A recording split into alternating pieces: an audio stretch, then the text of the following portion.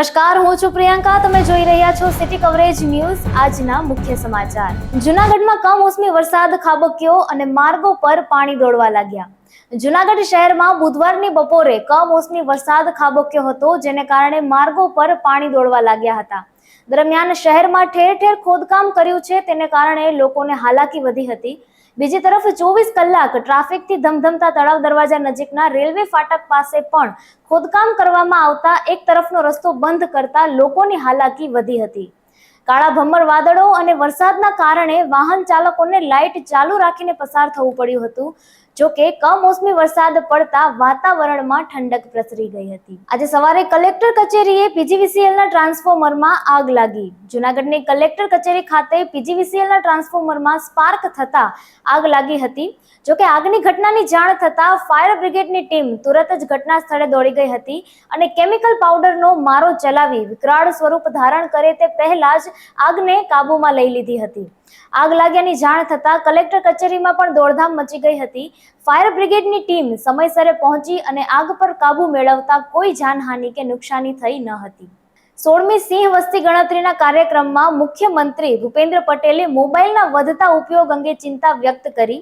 Mobile વપરાશની limit નક્કી કરવાનો સમય આવી ગયો છે. बहुत बुरी चीज. एक वक्त अंदर गया ने પછી બહાર નીકળવું મુશ્કેલ. બધા માટે એવું નથી, એક માટે, બધા માટે એવું છે.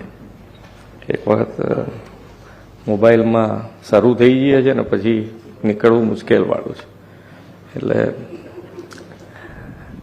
આપણને એમ થાય કે આપણા દીકરા દીકરીઓને કેવી રીતે આમાંથી બહાર કાઢવા. આપણે નથી નીકળી શકતા. જો શરૂ થયા હોય તો આપણે બહાર નીકળવું મુશ્કેલ.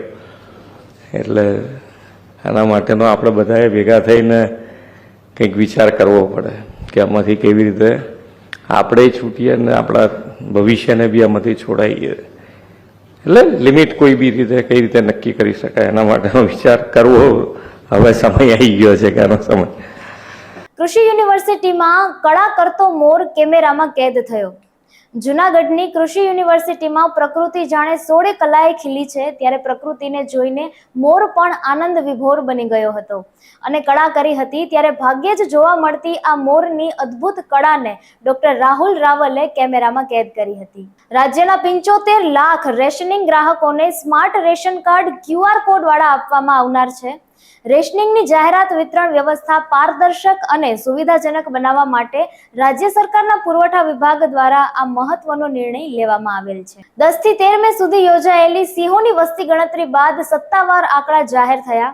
રાજ્યમાં સિંહોની સંખ્યા 891ની થઈ છે.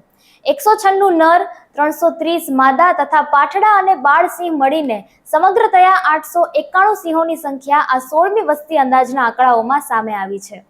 11 જિલ્લાના 58 તાલુકાઓના 35,000 ચોરસ કિલોમીટર વિસ્તારમાં મોડર્ન ટેકનોલોજીના સઘન ઉપયોગ અને direct bit verification block count પદ્ધતિથી હાથ ધરાઈ હતી આ સિંહ વસ્તી ગણતરી. અમેરિકામાં અભ્યાસ માટે વિઝા સહિતની અરજીઓ કરનાર ગુજરાતના વિદ્યાર્થીઓની માર્કશીટ અને અન્ય ડોક્યુમેન્ટનું ખાસ વેરિફિકેશન અમેરિકી કોન્સ્યુલેટ દ્વારા શરૂ કરવામાં આવ્યું છે અને ગુજરાત યુનિવર્સિટી સહિત રાજ્યની યુનિવર્સિટીમાં તેમજ તમામ ખાનગી યુનિવર્સિટીમાં પણ ક્રોસ વેરિફિકેશન કર્યા બાદ જ આગળની કાર્યવાહી હાથ ધરવામાં આવશે. ચીનની આર્થિક સ્થિતિ સારી નથી. અમેરિકા સાથેના ટ્રેડ વોરના કારણે શી જિનપિંગની સરકાર પાસે એટલા બધા પૈસા ખૂટી ગયા છે કે તેણે સરકારી અધિકારીઓ માટે આદેશ જારી કરવો પડ્યો હતો. ચીનની કોમ્યુનિસ્ટ પાર્ટીએ ખોટા ખર્ચા ઘટાડવા કેટલાક મહત્વના નિર્ણય લીધા છે. ચીન સરકારે નવો નિયમ અમલી કરતા જાહેરાત કરી છે કે હવે કોઈ પણ સરકારી કાર્યક્રમોમાં ઉચ્ચ અધિકારીઓ સરકારી પૈસે મોંઘા દારૂ સિગરેટની મજા નહીં માણી શકે. દેશમાં કેન્સરની વધતી જતી બીમારી અને તેમાં અસાધ્ય જેવા બ્લડ કેન્સર એટલે કે રક્તના કેન્સરમાં તો મોંઘા ઈલાજો બાદ પણ દર્દીને જીવિત રહેવાની શક્યતા નહિવત છે. તેમાં ભારતીય તબીબોએ આ રક્ત કેન્સરનો કામયાબ ઇલાજ શોધી કાઢ્યાનો દાવો થયો છે. વિખ્યાત ક્રિશ્ચિયન મેડિકલ કોલેજ વેલ્લોરના તબીબોએ ICMRની સાથે આ સફળ કામગીરી કરી છે, જેને વેલકાર્ટી નામ અપાયું હતું અને પ્રથમ વખત કાર્ટી સેલ્સ પ્રયોગશાળામાં બનાવાયા હતા અને તેમાં 80% દર્દીઓને 15 માસ બાદ કેન્સરની મુક્તિ મળી હતી. પણ આ કેન્સર ખત્મ થવામાં ફક્ત 15 દિવસનો ઇલાજ કરવામાં આવ્યો હતો. ચોમાસાના આગમન પૂર્વે જ રાજ્યમાં યલો એલર્ટ અપાયું. સોમનાથ, જુનાગઢ, પોરબંદર અને અમરેલી જિલ્લામાં ભારે પવન સાથે વાવાઝોડાની આગાહી. બે સિસ્ટમ સક્રિય થતા આગામી 7 દિવસ વરસાદની હવામાન વિભાગની આગાહી છે.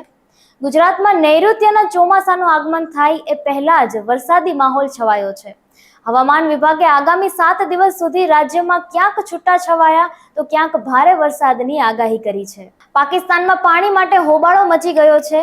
સિંધમાં પાણી વિવાદને લઈને વિરોધ પ્રદર્શનો ચાલી રહ્યા છે, જેમાં આજે સિંધના ગૃહમંત્રીનું ઘર ટોળા દ્વારા સળગાવી દેવામાં આવ્યું હતું. સિટી કવરેજના ડેઇલી ન્યૂઝ અપડેટ માટે અમારી ચેનલને લાઇક કરો, શેર કરો અને સબસ્ક્રાઇબ કરો. આવતીકાલે મળીશું ફરી નવા સમાચારો સાથે. City coverage news, Junagadh.